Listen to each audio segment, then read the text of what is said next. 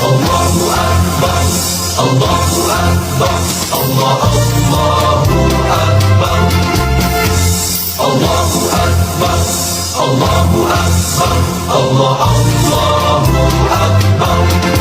Salam ilahi menuntut kesatuan, maju serta membela kebenaran untuk negara, bangsa dan kemakmuran.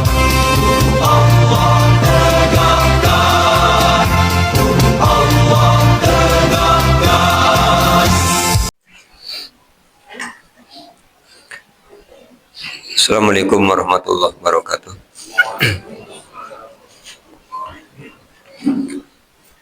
Innal hamdalillah nahmaduhu wa nasta'inuhu wa nastaghfiruh wa na'udzu billahi min syururi anfusina wa min sayyiati a'malina may yahdihillahu fala mudhillalah wa may yudlil fala hadiyalah. Asyhadu an la ilaha illallah wahdahu la syarika lahu wa anna Muhammadan abduhu wa rasuluh. Allahumma sholli ala Muhammad wa ala ali Muhammad kama shallaita ala Ibrahim wa ala ali Ibrahim wa barik ala Muhammad wa ala ali Muhammad kama barakta ala Ibrahim wa ala ali Ibrahim innaka Hamidum Majid. Bapak dan Ibu yang mudah-mudahan dirahmati oleh Allah, syukur alhamdulillah bersenantiasa kita panjatkan kehadirat Allah SWT atas seluruh limpahan nikmat yang telah Allah berikan pada kita. Salawat, salam dan keberkahan kita mohonkan kepada Allah agar senantiasa tercurah kepada Rasulullah Muhammad SAW dan keluarganya, sebagaimana Allah telah mencurahkan salawat, salam dan keberkahan kepada Nabi Ibrahim AS dan keluarganya. Melanjutkan kajian tafsir Al-Quran masih di surah Ali Imran. Pada pagi hari ini kita akan mulai dari ayat ke-77. Allah SWT telah berfirman, A'udzu billahi minasyaitonir rajim. Bismillahirrahmanirrahim. Innal ladzina yashtaruna bi ahdillahi wa aymanihim samanan qalila ulaika la khalaqa lahum fil akhirati wa la yukallimuhumullahu wa la yanzuru ilaihim yaumal qiyamati wa la yuzakkihim wa lahum azabun alimun. Inna sesungguhnya alladzina orang-orang yang yashtaruna mereka menukar bi ahdillahi perjanjian dengan Allah wa aimanihim dan sumpah-sumpah mereka samanan qalila dengan harga yang sedikit. Alhamdulillah. Ulaika mereka itulah la khalaqo tidak ada bagian lahum untuk mereka fil akhirati di akhirat. Wala yukallimuhumullahu Allah tidak akan berbicara dengan mereka. Wala yanzuru ilaihim Allah tidak akan memperhatikan mereka yaumal qiyamati pada hari kiamat. Wala yusakihim dan tidak akan menyucikan mereka. Walahum dan untuk mereka azabun siksaan alimun yang pedih. Setelah pada penghujung Al-Quran surah Ali Imran ayat 76, Allah SWT mengingatkan bahwa Allah menghendaki agar orang-orang yang telah berjanji untuk menuhankan Allah, orang-orang yang telah memberi kesaksian tentang Rasul-Rasul yang telah Allah utus, mereka menjadi orang-orang yang man aufa bi ahdihi, menjadi orang yang mau menyempurnakan janji mereka kepada Allah Subhanahu wa ta'ala. Kemudian Allah Subhanahu wa ta'ala menghendaki agar mereka menjadi orang yang ittaqo, menjadi orang yang mau bertakwa.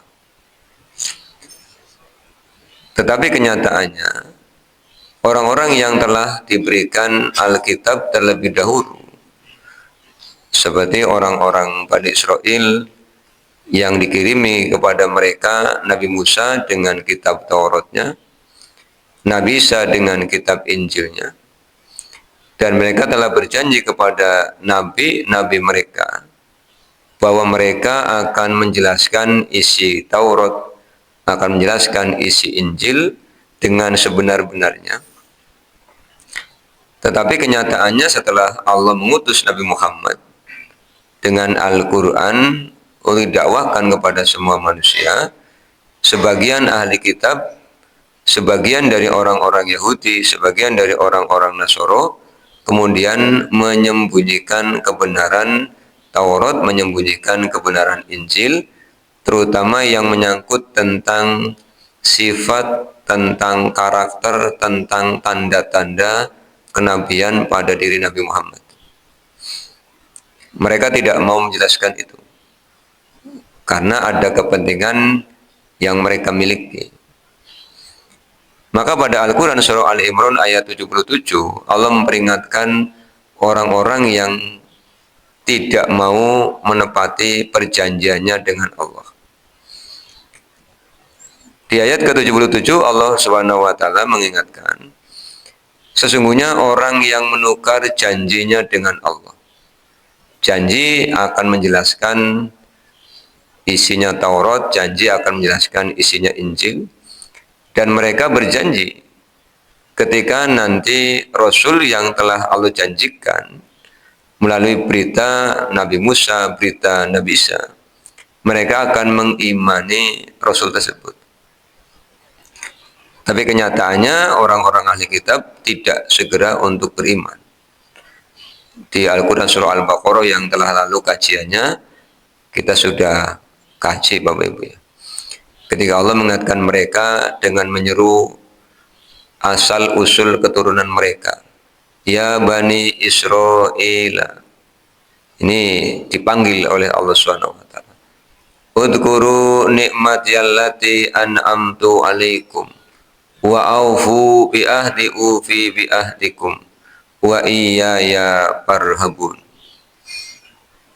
Oleh Allah diingatkan, aufu, penuhilah oleh kalian perjanjian yang telah kalian buat denganku, dan hanya kepadakulah, kata Allah, hendaknya kalian menyembah, hendaknya kalian menghambakan diri.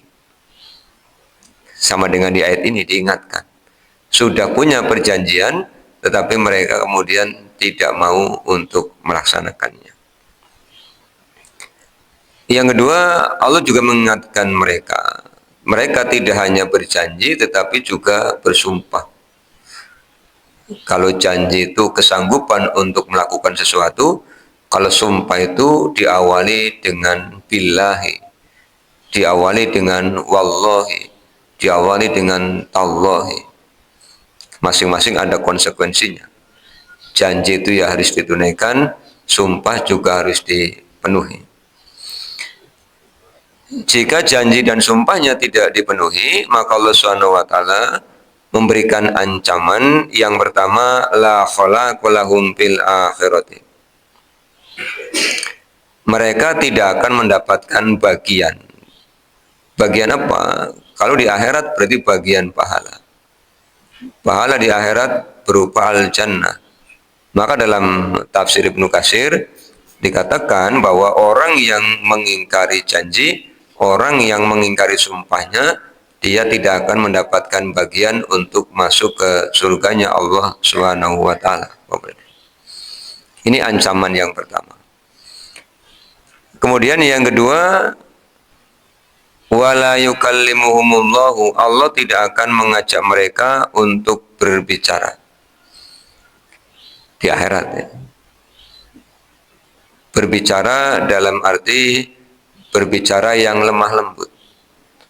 Mereka akan diajak bicara dengan pembicaraan yang keras, karena mereka sudah mengingkari janji dan sumpah-sumpah yang mereka buat dengan Allah Subhanahu wa taala. Kemudian yang ketiga, wala yang duru ilaihim yaumal qiyamah. Mereka tidak akan dilihat oleh Allah pada hari kiamat. Tidak dilihat dalam arti dengan pandangan rahmat, tetapi akan dilihat dengan pandangan azab. Di Al-Quran surah Toha misalnya, kita lihat ayatnya Bapak Ibu ya.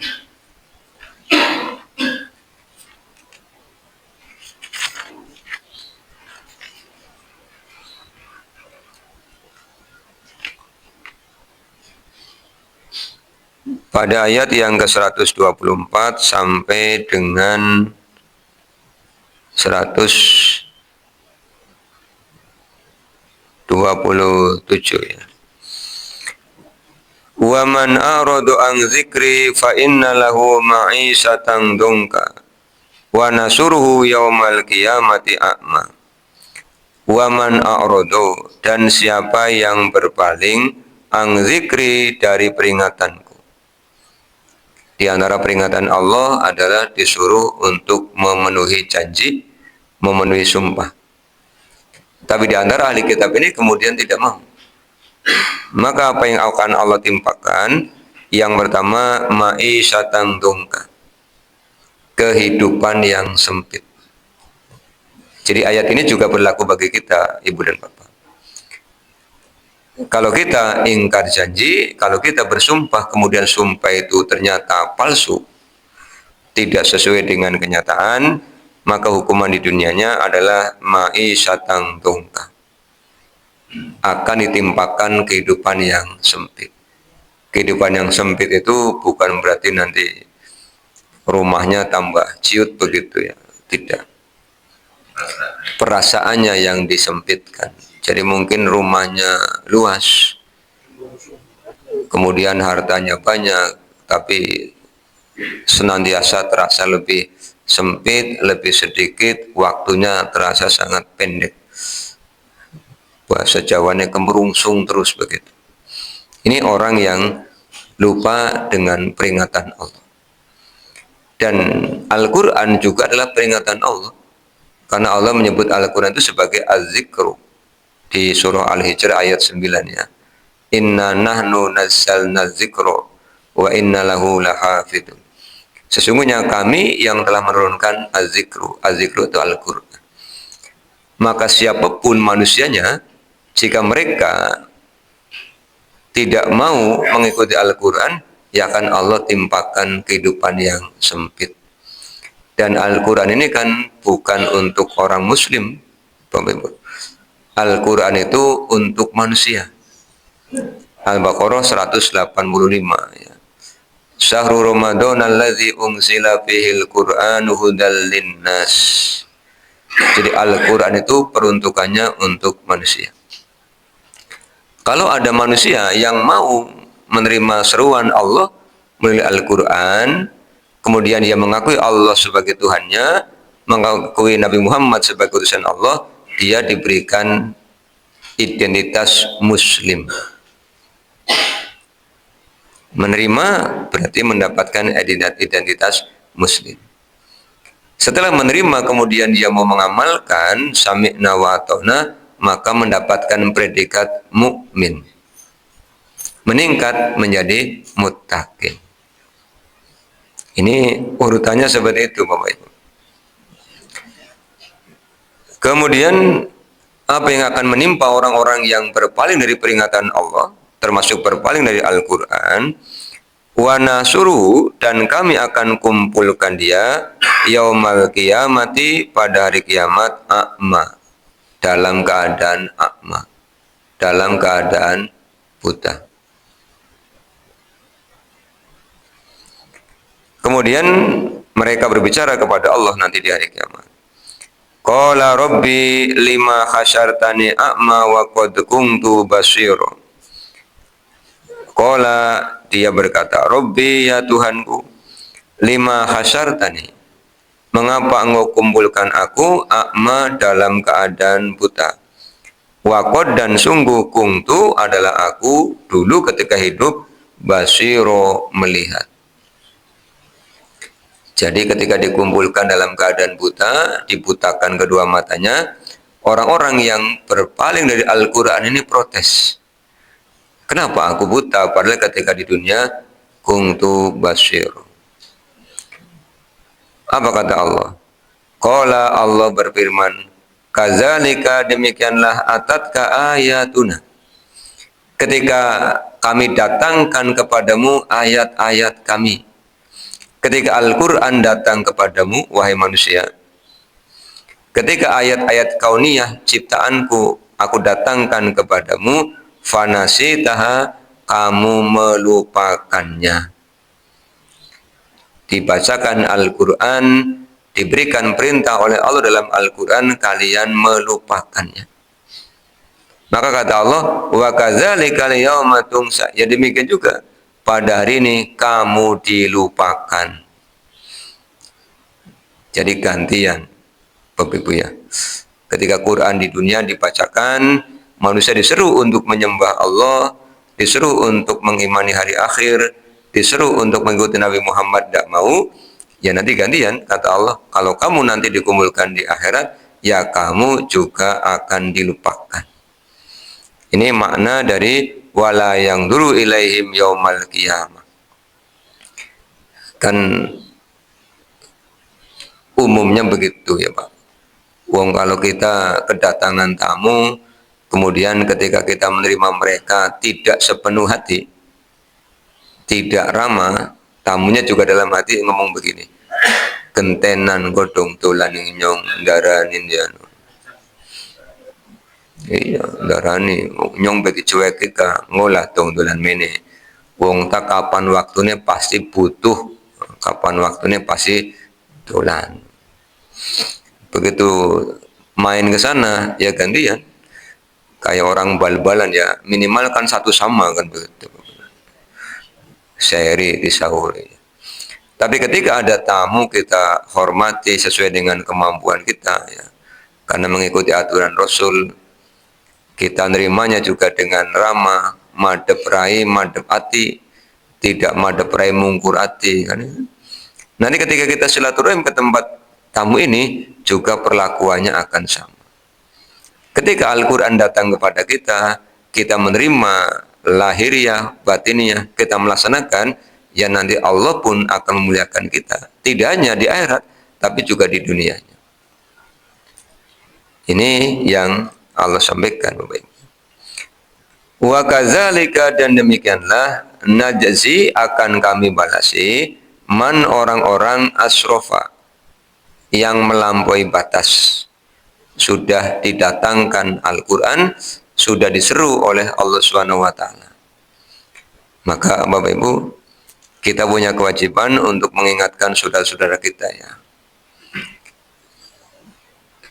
yang sudah beragama Islam utamanya, kita ingatkan untuk mentaati Allah. Paling utama mengingatkan tentang kewajiban sholatnya. Kan Allahnya sudah memberikan panggilan ya, melalui para muadzin memanggil kita untuk datang sholat berjamaah. Jangan sampai nanti ditanyai di mahsyar, apakah ketika azan dikumandangkan dengar, nanti kan yang jawab telinganya kan ya. Telinganya jawab dengar.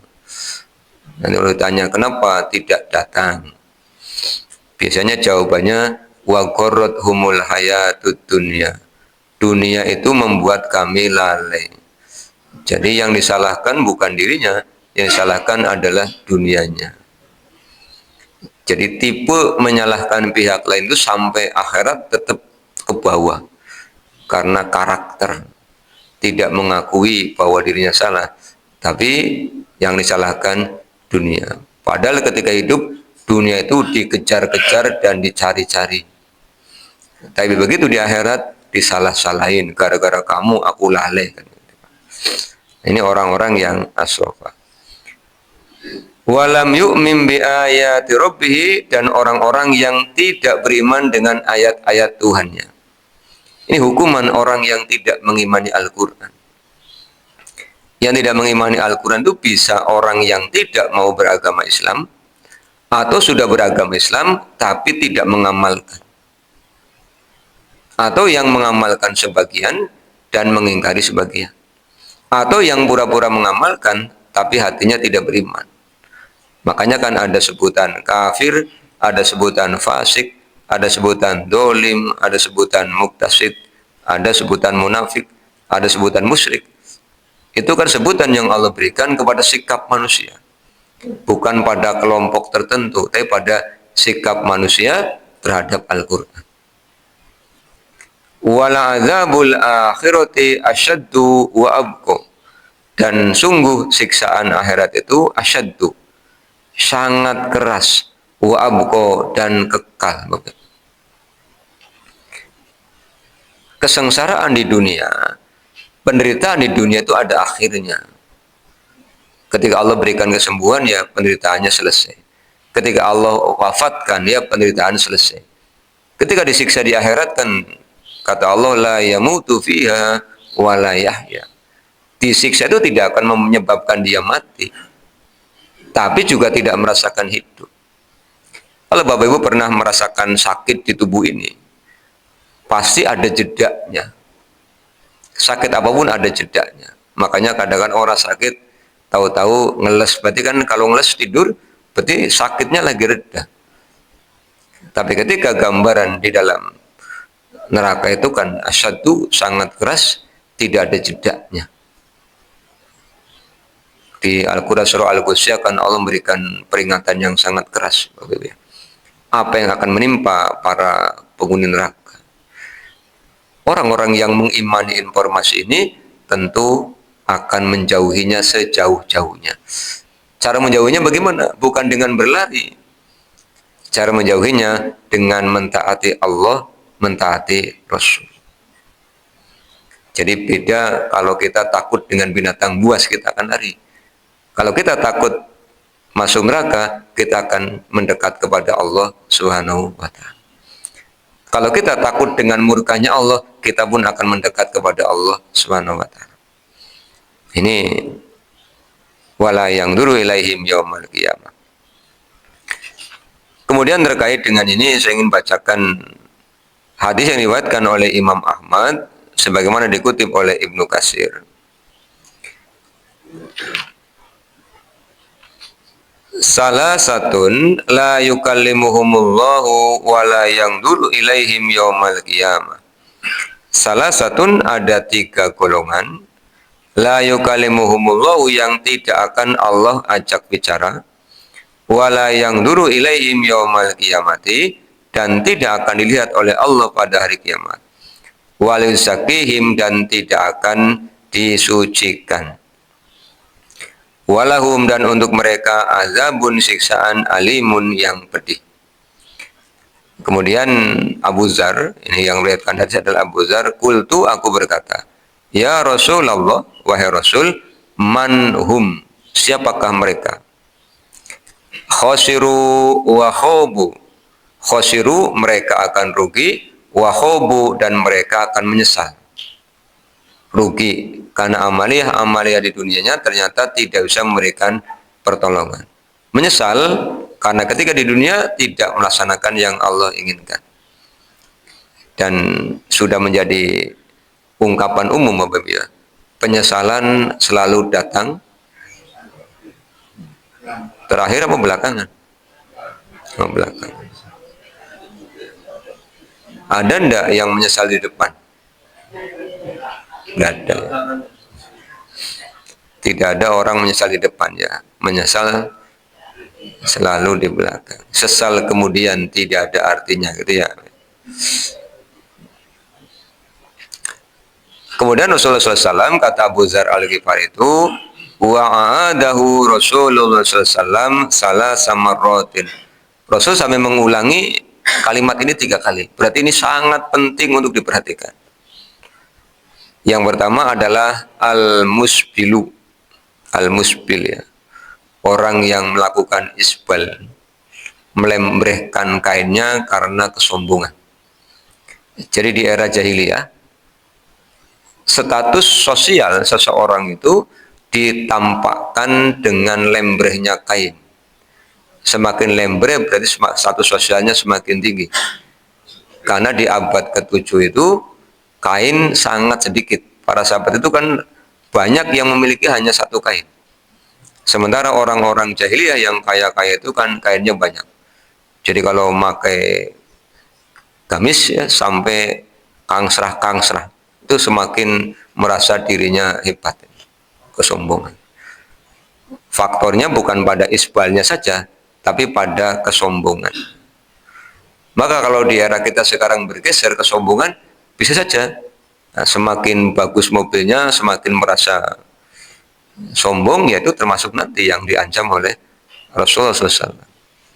Karena Allah SWT juga ketika mengusir iblis dari dalam jannah itu kan mengatakan, fakhruj minha fama yakunu laka an tatakabbaru fiha fakhruj innaka minasy-syagirin. Kata Allah SWT, tidak pantas orang sombong itu masuk surga. Dan dalam hadis qudsi Allah menyebut bahwa al-mutakabbir itu pakaiannya Allah. Sombong itu pakaiannya Allah. Jadi makhluk tidak diizinkan memiliki sifat sombong. Apa sih sombong itu? Sombong itu cirinya dua. Yang pertama, batrul haqqi, menolak kebenaran.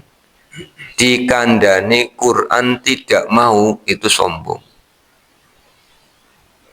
Contoh kebenaran, Allah menyampaikan wa aqimus sholata wa atuz zakata warka'u ma'ar raki'in. Dirikanlah sholat, tunaikanlah zakat, rukulah bersama orang-orang yang ruku. Tidak sholat tidak mau, itu sombong. Kadang-kadang kan ada orang merasa, aku tahu orang sombong, orang itu apa-apa. Kaning diundang sholat orang marani-marani, gue sombong. Nah, ada orang yang menolak kebenaran. Yang kedua, ada orang yang meremehkan manusia. Wa qamtun nasi, sombong itu meremehkan manusia. Maka ada orang yang meremehkan orang lain karena merasa hartanya lebih banyak. Ada orang yang meremehkan orang lain karena ilmunya lebih banyak. Ada orang yang meremehkan orang lain karena ibadahnya lebih rajin. Ada orang yang meremehkan orang lain karena keturunan dari bangsawan, misalnya, darah biru. Apalagi ada orang yang meremehkan orang lain karena keterampilannya banyak, keahliannya banyak. Ada orang yang meremehkan orang lain karena ketampanan, karena kecantikan, karena kekuatan fisiknya, karena ilmunya. Padahal itu semua kan bukan miliknya, milik Allah SWT. Yang kalau Allah ambil gampang, cantik, tampan, ya Allah ambil ketika usianya bertambah. Ilmu yang bisa diambil oleh Allah gampang saja. Dibuat lupa aja kan ya sudah hilang ilmu. Harta ketika Allah timpakan bencana ya bubar semua ya Pak. Allah kirimkan gempa bumi, apa tsunami, apa angin topan, ya bubar semua. Fisik juga begitu, ketika Allah kirimkan penyakit kan ya, yang tadinya gagah perkasa, dicokot lamuk Aedes aegypti misalnya, nuli awakan deg-deg ya, lagi siata petakilannya orang kira-kira. Begitu kena DP kan langsung ngereng-ngereng kan gitu ya. Nah, jadi tidak ada yang hebat. Wong itu titipan. Jadi tidak pantas sebenarnya menyombongkan titipan. Bahasa orang kampung saya gue galih gagah oli nyilih jadi urusan gagahan wong. Kabeh pinjaman. Wong nyilih kan dipamer-pamerna kan ya ora pantas Bapak Ibu ya. Sudah kayak gitu pamernya kepada yang memberi lagi kan ya. Namanya tidak tahu diri, itu sombong ya. Jadi jangan sampai ada kesombongan di dalam hati. Yang kedua yang akan dihukum oleh Allah, wal munfiqu silatahu bil khalafil kadzibi. Orang-orang yang melakukan jual beli dengan sumpah palsu. Nih hati-hati ya, kadang-kadang begitu. dagangan, kemudian dinyang sama pembeli bilang tidak boleh, kulakannya saja tidak boleh. Terus dengan percaya diri sumpah, wallahi begitu ya. Nah ini nanti akan dihukum oleh Allah. Orang yang bersumpah palsu untuk mendatangkan keuntungan dalam kegiatan perniagaan. Tidak hanya jual beli, apapun untuk mendapatkan sesuatu dengan sumpah palsu, ya nanti akan dihukum oleh Allah. Termasuk untuk mendapatkan keselamatan ya. Terciduk misalnya. Terciduk itu berarti tertangkap, teles ya. Tertangkap teles ke arahnya terciduk. Lagi ngakali peleme tanggane sing duwene weruh. Sampean pan nyolong.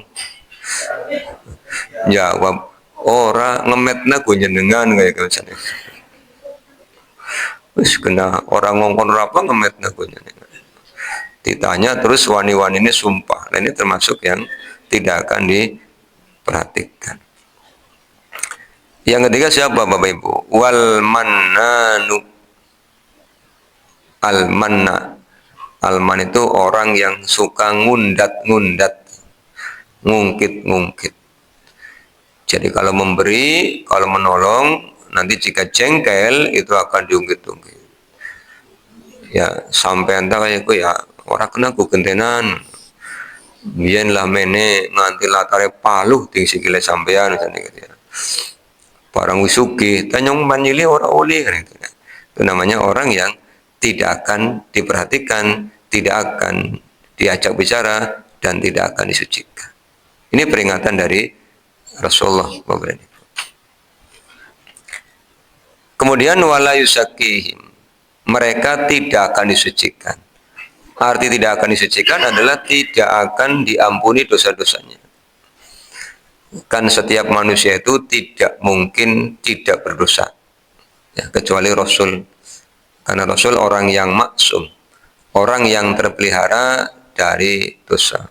Kalau kita kan setiap langkah, setiap ucap bisa saja, kadang tidak sengaja aja bisa berdosa Bapak Ibu ya.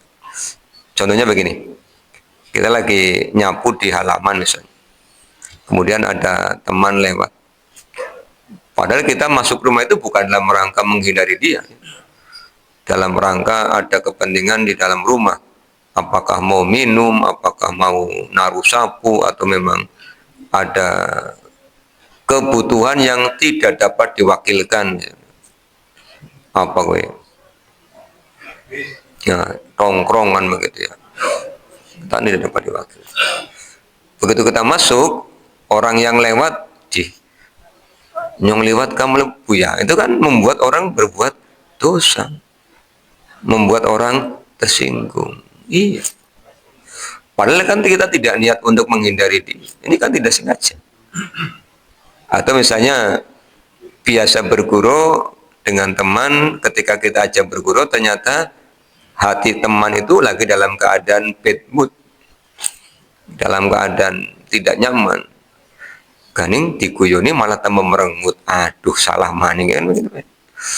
Makanya kalau mau ngajak teman berguru takoni, kayaknya dengan lagi bahagia apalagi orang bahagia. Mana bisa nyongman guyonan kayak kalau jenengan. Guyonan direncanakan malah jadi orang lucu Bapak Ibu ya. Nah ini ancaman-ancamannya. Ujung-ujungnya apa kata Allah? Walahum, dan untuk mereka adabun, ada siksaan alimun yang pedih. Ini ayat ini awalnya Allah tujukan kepada ahli kitab, orang-orang Yahudi dan orang-orang Nasrani. Tapi karena Al-Quran itu peruntukannya untuk manusia, berarti ayat ini juga untuk kita. Maka pelajaran yang bisa kita ambil Bapak dan Ibu, saya ingin berpesan pada diri saya, pada diri Bapak Ibu ya. Kan perintahnya usi binafsi wa iyyakum. Bukan usikum wa nafsi ya. Tapi berwasiat ya ke sini dulu baru ke situ. Jangan sampai berwasiat ke sana sininya lalai. Ini malah nanti jamaahnya pada masuk surga, yang isi pengajian malah masuk neraka. Saya ingin berpesan tentang janji ya. Janji itu apa sih? Dalam Kamus Besar Bahasa Indonesia, janji itu kesanggupan untuk melakukan sesuatu atau kesanggupan untuk meninggalkan sesuatu. Ketika itu diucapkan, maka itu menjadi janji. Ketika berjanji, kita semua oleh Allah Subhanahu wa taala diberikan pembelajaran di Al-Qur'an surah Al-Kahfi. Surah yang Allah turunkan untuk mengingatkan Rasul ketika ditanya tentang Ashabul Kahfi ya. Ayat 22 23. Wala taqulanna li syai'in inni fa'ilun dzalika ghuda. Wala taqulanna. Dan janganlah kalian mengatakan li syai'in tentang sesuatu. Ini sesungguhnya aku fa'ilun akan mengerjakan zalika yang demikian ghudan besok. Ini dilarang oleh Allah. Misalnya gini, jenengan bisa teka beli nih aku ngesuk. Ya, itu tidak boleh bilang begitu. Bolehnya apa? Illa kecuali ayyasha Allah. Disuruh mengucapkan kalimat insya Allah. Kalau sudah mengucapkan kalimat insya Allah, berarti janjinya disandarkan kepada Allah. Karena banyak orang yang ketika mengucapkan insya Allah, terus ngomong, nyong ta ora janji mung insya Allah. Nah keprimen urusannya ora janji. Kalau sudah terucap ya namanya janji. Kalau tidak janji masih dalam hati. Dalam hati namanya niat. Tulan ya ngesuk insya Allah itu berarti sudah janji dengan menjadikan Allah sebagai sandaran. Berarti 99,99% itu akan ditepati. Hanya 0,0001. Barang pandolan ganing awake kayung meriang. Ya ngabari. Mas maaf ya, orang bisa mana si bisa nih, ke lagi kenang panas tis. Keprimen we panas tis, awake panas rasanya atis kan. Akhirnya kan drog kan Pak. Drog itu jadi datang. Jangan sampai tidak datang, tidak ngabari, kasihan yang mau disilaturahimi. Ayam sudah dikandangin ya. Kalau temannya datang nanti ayamnya mau dipotong gitu kan untuk memuliakan tamunya. Sudah siap-siap, tahu-tahu tidak datang. Kalau tidak ada kabar berita kan kasihan. Tuan rumahnya gitu. Nyangcang orang namanya Pak. Bukan pandunga, ngenti kan. Sudah kayak gitu ketemu tidak minta maaf. Waduh, itu dongkolnya berlipat-lipat gitu. Hati-hati ya. Jadi ketika berjanji oleh Allah itu disuruh mengucapkan insya Allah. Wadzkur rabbaka idza nasita, dan ingatlah Tuhanmu apabila engkau lupa. Wakul, dan katakanlah asa ayyahdiyani rabbi, boleh jadi Tuhanku menunjuki aku li aqraba min hadza rasyada, untuk waktu yang dekat ya. Min hadza rasyada, dengan jalan yang lurus ini. Kemudian Allah terangkan tentang Ashabul Kahfi. Ini janji. Harus insya Allah. Kemudian yang kedua, Bapak Ibu, kepada siapa kita berjanji? Yang pertama kepada Allah. Kita semua sudah berjanji kepada Allah, bahkan sejak sebelum lahir. Ini ada di Al-Quran surah Al-A'raf ya. Ayat yang kukulit di situ, Bu. 172. Apa mau ini Pak? Kan ini ujuk-ujuk alas beberopiku. Senangnya motong-motong ayat ya. Bacalah yang sempurna, jangan potong. Masa ayat bunyinya mau alas beberopiku. Pendek nemen ayat. Jadi kalau ngapali satu ayat ibu-ibu ya. Aku apal Pak, mungrong huruf kan ya. Hah? Iya. Wa idh akhadha rabbuka min bani adama min duhurihim dzurriyyatahum wa syadahum ala anfusihim alastu bi rabbikum. Ngarepe dawa nemen ujug-ujug alastu bi rabbikum. Intinya nanti kalau ayat dipotong-potong itu akhirnya maknanya jadi kurang ya. Kayak orang diutus untuk ngaturi orang lain. Pak, nyenengan diaturi Sinoman ning umai Pak Bulan. Katakan langsung ngomong, Sinoman. Keter beli sini aja kamu. Apa? Sinoman apa kan gitu ya Pak? Sinoman apa, ning siapa kan kapan gitu ya? Iya, jadi kalau ngomong tertib urut itu jadi Pak. Sama dengan siswa kalau sakit berkirim surat itu ya suratnya lengkap. Tidak ujuk-ujuk surat komunine sakit. Gurunya kayak tersing sakit siapa, sakitnya apa, apakah siswa kelas ini bukan kan begitu ya.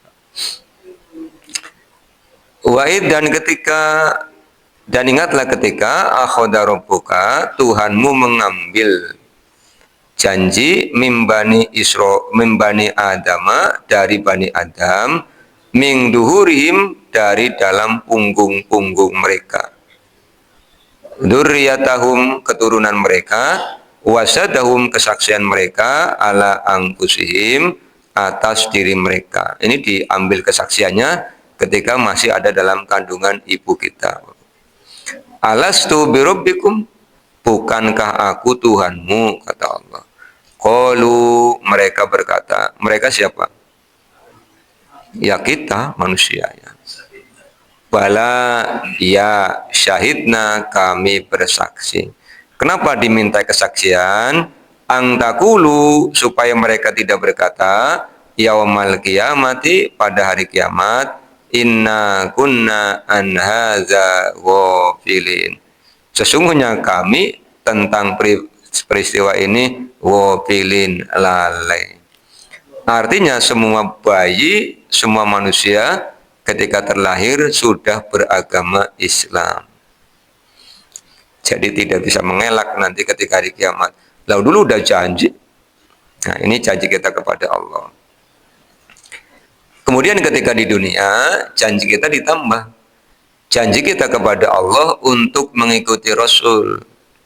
Maka kalimatnya lengkapkan asyhadu alla ilaha illallah wa asyhadu anna Muhammadar Rasulullah. Kita berjanji kepada Allah untuk menyembah Allah, kita berjanji kepada Allah untuk mentaati Rasul. Sudah janji, maka harus dipenuhi. Yang kedua, janji kepada orang lain. Janji kepada orang lain ini lebih banyak jumlahnya, karena kita berinteraksi kan tidak hanya dengan satu atau dua orang. Maka kalau Bapak Ibu ngajak teman-teman, yuk ngajiin. Gimana? Al-Amin. Nah, temannya bilang, kapan? Rabu pagi. Hari Rabu, kalau dina Rebu, Bapak Ibu. Hari apa? Hari Rabu. Dina apa? Dina Rebu. Jangan salah ngomong ya. Terus semuanya bilang, insya Allah, ki janji loh ya nyenengan. Nyong ora janji, lah mikir ngomong insya Allah sih. Ya wis batalna, nyong ora janji, lah kepribe. Sudah insya Allah mau tampiri, ya insya Allah tampiri esok-esok. Sekarang subuh jam 4 kurang apa lebih ya, berarti ngampirin setengah 4 ya. Setengah 4 udah ditunggu di depan pintunya. Yuk cari pan ngaji. Pengen mangkat sih, tapi apa? Tapi ini apa? Tak boncengna. Tapi laka sarungi. Orang kudu nganggo sarung celanaan ya ora apa-apa kan. Lah celanane kan ora mungkin. Ora mungkin lah wong saiki kita duwe pakaian pirang-pirang. Disemangati. Terus tanya, kowe nyong hari ngaji kok maca Quran apa ora? Ora, mana. Jenengan mangkat, duduk sana. Kalau mau bawa buku, kalau enggak ya bawa HP, letakkan di depan, direkam aja. Nanti nyatetnya di rumah kan bisa. Sekarang kan lebih canggih ya Pak. HP taruh sini aja. Tapi jangan sampai HP-nya taruh sini, jenengannya tidur gitu ya. Tak rekam lah nyong rongokane dong balik kan itu namanya ngerekam tapi namanya karena ada bedanya ya. Mendengarkan langsung live dengan mendengarkan rekaman sama dengan orang nonton bal-balan Pak. Kalau live itu rasanya beda, kaki itu ikut gerak-gerak ya. Anggapan gulu rasita kan sikile melu jelalatan kan gitu. Tapi kalau nontonnya sudah siaran ulang, udah tahu hasilnya, iya lah, wis ngerti kan begitu ya. Itu ada bedanya. Ini janji kepada orang lain, diingat, dipenuhi. Makanya supaya tidak celaka, jangan mudah berjanji, Bapak Ibu. Ya. Apalagi kau yang berjanji, kau yang mengingkari, kau yang mengawali, kau yang mengakhiri. Lagu ini siapa? Ya itu. Orang saya nyanyi biasa Bapak Ibu. Malah nyanyi. Nah, kemudian yang ketiga itu janji kepada diri sendiri. Kapan orang janji pada diri sendiri? Biasanya ketika kehilangan kesempatan mendapatkan kebaikan. Malam hari waktunya tidur masih melek, kayak ada yang nonton HP, ada yang nonton TV, ada yang ngobrol, ada yang macam-macam. Hanya kan kancilan gitu ya. Kancilan itu tidak bisa tidur karena udah kelewat waktu tidurnya. Begitu tidur kelapasan. Akhirnya biasanya tahajud, tidak witir, Senin tidak sahur, bahkan tidak jamaah subuh karena begitu bangun lingak-linguk sepi nemen lah keadaan, boleh tengah 6 kan gitu.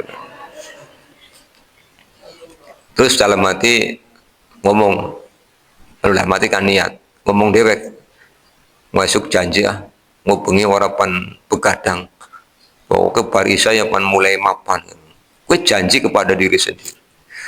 Tapi kadang-kadang ya diulangi lagi.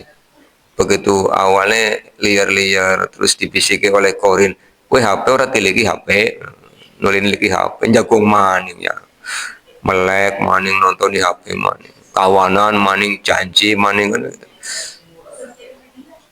Makanya kalau bisa aku HP di off, bisa kon off meneng bayar rusak bisik kon meneng ke bose kon pan geleng guys meneng. Masa protes saya beli Bapak Ibu semua HP gue anak buah jenengan, jangan sama jenengan yang diperbudak, dia yang harus tunduk pada jenengan. Wis kon meneng baik tak op wis terus ngeleleng bismika Allahumma ahya wa bismika wis tidur. Begitu melek di nembe jam 10 mau kan jam 3 dibisiki maning HP ora pandai lagi ora pandeleng maning. Begitu ngelilin maning jam 3 lah sudah mulai bangun. Sudah kalau sudah jam 3 jangan ngeles lagi. Jam 3 ngeles lagi ya alamat kawanan maning kan gitu. Nanti janji lagi ngasuk dong lilir orang pan merem maning kan begitu ya Pak. Terus kakek janji akhirnya ya. Janjinya palsu. Iya ini hati-hati. Yang kedua saya ingin terangkan tentang sumpah aiman. Sumpah itu diizinkan oleh Allah Subhanahu wa taala. Ya. Dan Rasul pun membolehkan. Tapi ketika sumpah itu harus atas nama Allah, tidak boleh atas nama yang lain. Jadi hanya boleh wallahi demi Allah, billahi demi Allah, tallahi demi Allah. Jangan saking semangatnya terus disambung dengan yang lain. Itu pelanggaran. Dan tidak boleh bersumpah kecuali untuk perkara yang benar. Bahkan ketika ada dua orang yang berselisih, misalnya A dengan B bertransaksi hutang piutang tapi tidak sempat nyatet karena kedua-duanya tidak berkemampuan mencatat dan juga tidak ada saksi. Pokok kata pada pengandele. Begitu mau nyaur, dua-duanya lupa tentang nominal pastinya. Kata yang pinjam, Mas, aku mau membayar hutangku kepadamu. Yen ora salah, dia mulai anak tanda-tanda ke. Tanda-tanda salah. Soalnya ngomongnya yen ora salah. Aku nyili jenengan pertama 200, nyili maning 75, nyili maning 50, nyili maning 20, nyili maning 15. Diitung pira Bapak Ibu? Iya. Terus ketemu jare sing nyili, ora payunge ora samono sampeyan kan. Akhirnya kan sengso. Lah ketika orang yang pertama bersumpah, maka yang kedua jangan bersumpah. Jare sing nyile, aku kelingan ke Mas. Lah bisa ngomong yang ora salah. Soalnya kelingannya antara 50-51% gitu kan. Nah, terus ngomong dulu, wallahi, ya yang minjamnya sudah, jangan wallahi lagi. Jangan sampai yang minjam bersumpah, yang minjami bersumpah. Nanti yang mau dipercaya siapa? Sudah, ini ngalahi. Oh ya wis arinya dengan wis sumpah ya nyong ngandel. Bukan luwih ya rezekine nyenengan, bukan kurang ya nyong nyaluk campura kan begitu kan beres. Orang mukmin itu begitu. Jadi kalau sudah bersumpah wallahi maka wajib dipercayai. Bagaimana kalau sumpahnya palsu? Ya nanti hukumannya dia di akhir. Jangan sampai sana wallahi sini wallahi terus mau bagaimana? Nah, kecuali ada saksi, ya kita tanya saksinya. Ternyata saksi ini ya mbu ya nyumbek lalen kan gawat maning Bapak Ibu. Makanya kenapa hutang piutang itu di Al-Baqarah 282 itu suruh dicatat. Nyatetnya ya di kertas, jangan di tembok. Pan badat temboknya dicat kan ya hilang mah. Hilang kabeh. Ruwet ke awal tukaran begitu. Yang kedua, tidak boleh sumpah untuk keburukan. Nah, ini ada ayatnya di Al-Baqarah ya. Sudah kita kaji Bapak Ibu ayatnya, sudah kelewat. Masih ingat atau masih lupa? Masih lupa ya. Ayatnya 224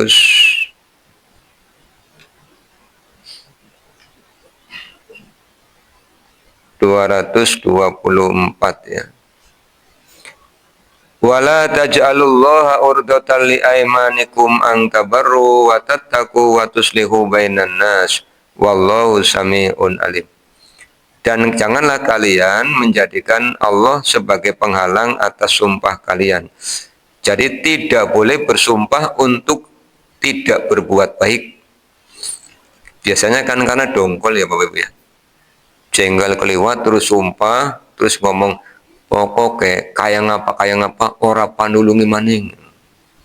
Saking dongkolnya dengan orang itu misalnya. Ditolong bolak-balik, tapi ngelarani hati terus, akhirnya terus sumpah ora panulungi. Mupan ngeletak, mupan apa, pokoknya ora ya orang. Ini ditegur oleh Allah. Yang kedua, tidak boleh bersumpah untuk tidak bertakwa. Ketiga, kan ini nembe sapisan tadi ketiga.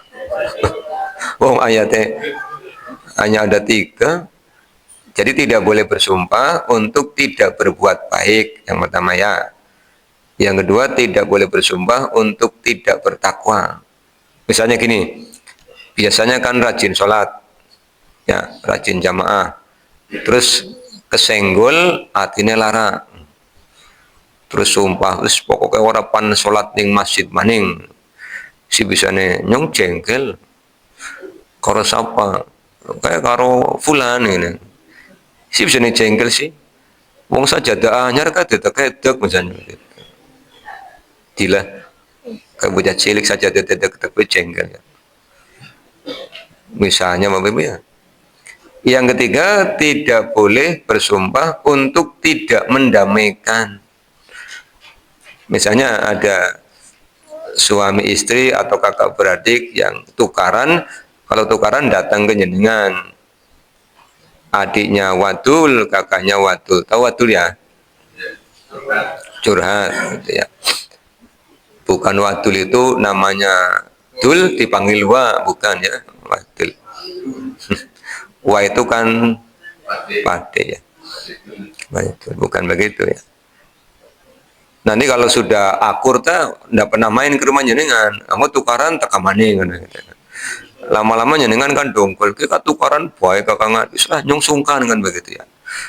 Bahkan begitu datang berduanya udah bilang orang nerima curhat wis bosan kan begitu. Nah, tidak demikian.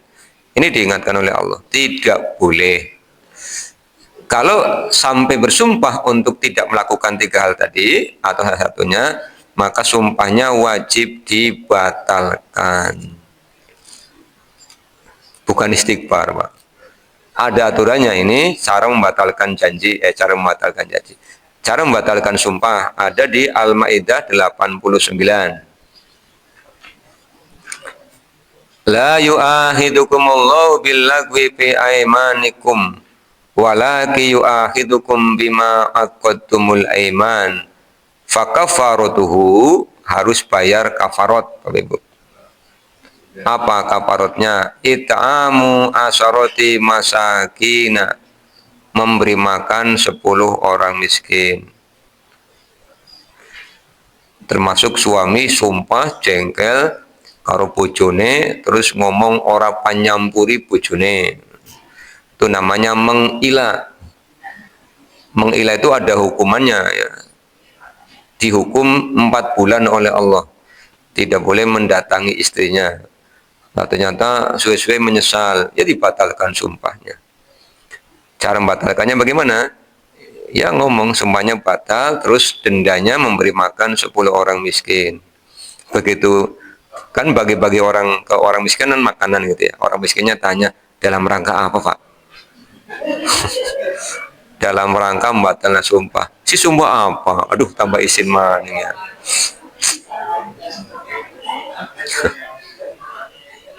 Pimen. Ya orang sekarang kan kalau ujuk-ujuk ngasih makanan kan ditanya ya Bapak. Iya, makanya nanti kalau mau membatalkan ngepasi Jumat pagi. Biar orang menyangka Jumat berkah gitu ya. Kita nggak usah ngomong apa-apa, kita kan niatnya batalin sumpah. Kalau orangnya tanya Jumat berkah, jangan dijawab. Oh, goroh maning sih ya. Iya. Senyum baik.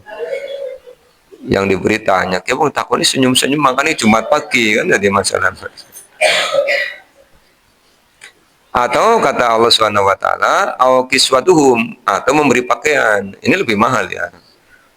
Au tahriru raqabah, atau memerdekakan budak. Famal lam yajid. Ini bukan pilihan ya. Jadi kalau makanan tidak punya, pakaian tidak punya, budak tidak punya, famal lam yajid fasyamu salasati ayyam, puasa 3 hari. Bapak Ibu udah bisa bilang begini, hanya puasa baik ben la kasih nguruh, udah bisa wong di sini famal lam yajid. Barang siapa tidak mendapati makanan, pakaian, budak baru puasa. Artinya kalau ada makanan ya harus pakai makan. Nah, ini kan bukan silakan pilih satu, enggak begitu kan ayat. Makanya hati-hati dengan sumpah. Dalam Islam itu perkataan ada akibat hukumnya. Ya, jangan dikit-dikit wallahi, dikit-dikit wallahi. Jangan. Wallahi itu memang dalam keadaan darurat.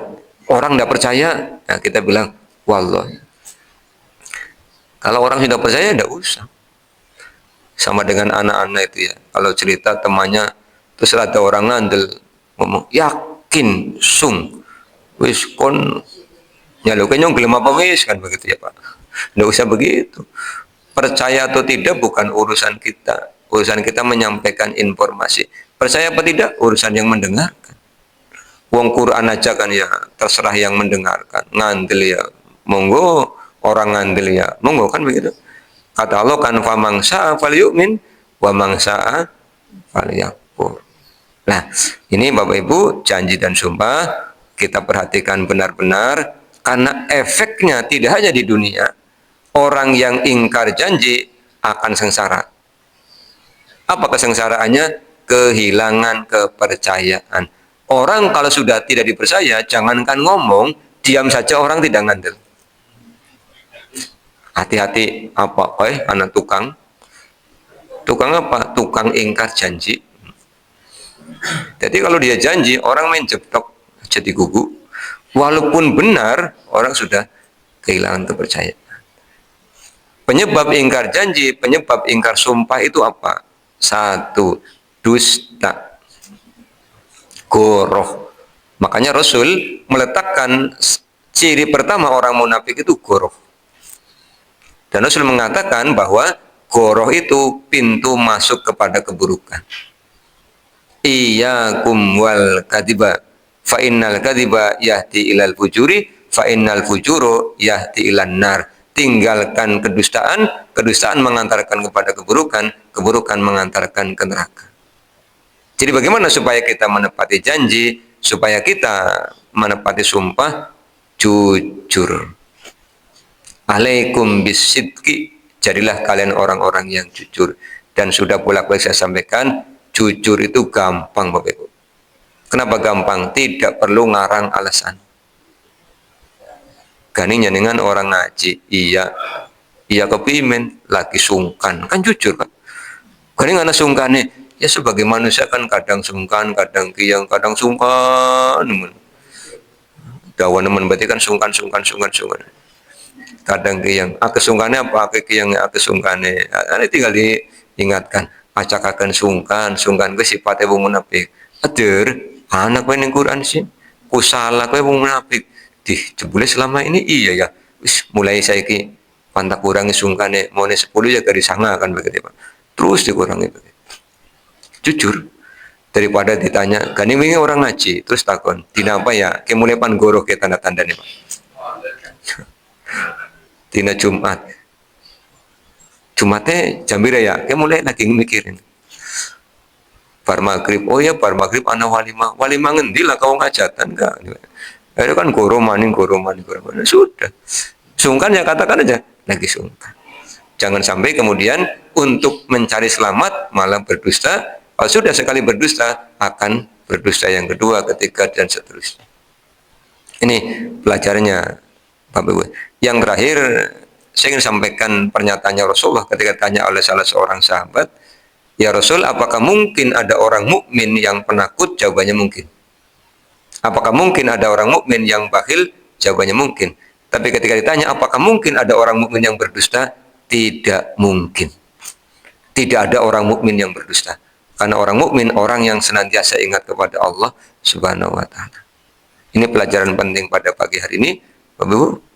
Yang sudah jujur lanjutkan, ajari kepada generasi di belakangnya yang kadang jujur, kadang tidak, ya yang tidaknya ditinggalkan. Mulai sekarang jadilah orang yang jujur. Kapan, dimanapun, tetap jujur. Kita tutup dengan baca doa kafatul majlis. Subhanakallahumma bihamdika asyhadu an la ilaha illa anta astaghfiruka wa atubu ilaika. Wassalamualaikum warahmatullahi wabarakatuh.